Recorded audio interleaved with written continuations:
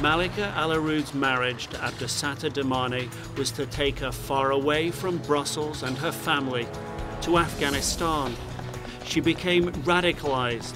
Soon she was to be catapulted to jihadi stardom. Her new husband, Abdesata, was religious and intolerant in the extreme. Malika's sister saw it firsthand one night at dinner. When he realized my husband was a Shia, not a Sunni like him, he got up and left. That was the reason I stopped seeing Malika. Malika says she was consumed with her love for Abdesata, and both of them with a passion for Osama bin Laden, whom they saw on TV one night. He was watching, he was transfixed, he was listening. I didn't want to bother him at that moment because there was a fascination, a love. It was very clear. You could see love in his eyes and in the expression on his face. I shared the same.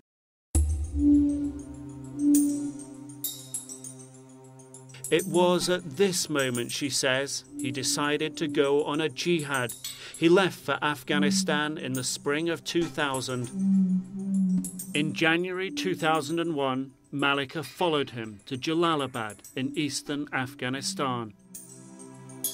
They lived in this compound with other Al-Qaeda families. Abdesata trained at this camp, the infamous Darunta camp, where Al-Qaeda tested poison gas on dogs.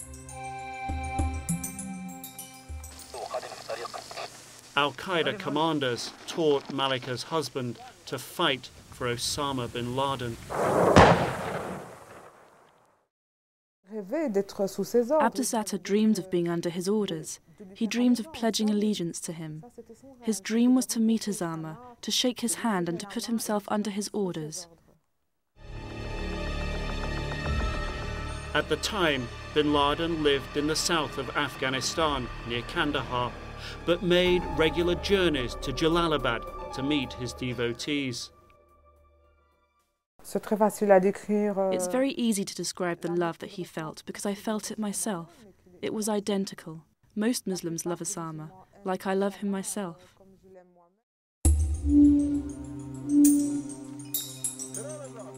Malika says she was reveling in her new life, but it was about to change.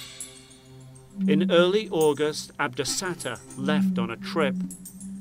Unknown to her, bin Laden had sent him on a secret suicide mission.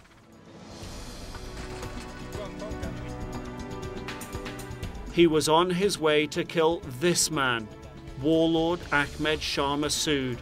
It was to be bin Laden's gift to the Taliban, kill off the only commander, blocking their domination of the country. On September 9, 2001, Abdesata Damane, posing as a TV reporter, helped kill Massoud. The killing of Massoud turned Malika into an Al-Qaeda hero.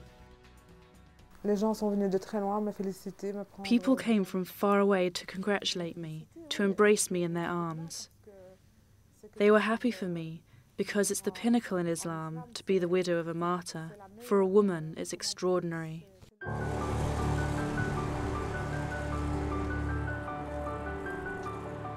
Back in Belgium, the sudden realization, the authorities knew Massoud's killer.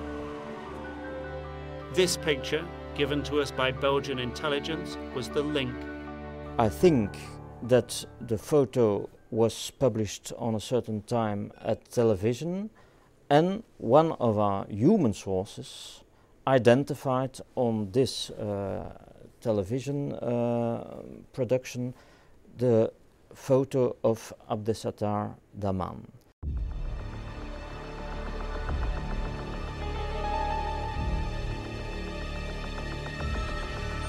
Two days after Massoud was killed, Al-Qaeda attacked the US. By the end of that day, 9/11, more than 3,000 people were killed. US Special Forces were sent to team up with Massoud's fighters and are soon inside Afghanistan. Malika El Aroud was in shock. Abdesata Damana, the man she loved, was dead, leaving her a suicide attacker's message on an audio tape. When I listen to the recording, he tells me, "When you have this, know that I'm on the other side." It is he that announces, that prepares me gently to hear that he's no longer here, that he has been killed, that he is dead.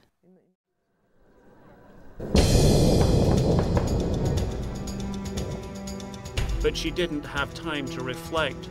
War was breaking out. Al-Qaeda fighters took her to escape Afghanistan. As American B-52 bombers pounded the Tora Bora caves where bin Laden was hiding.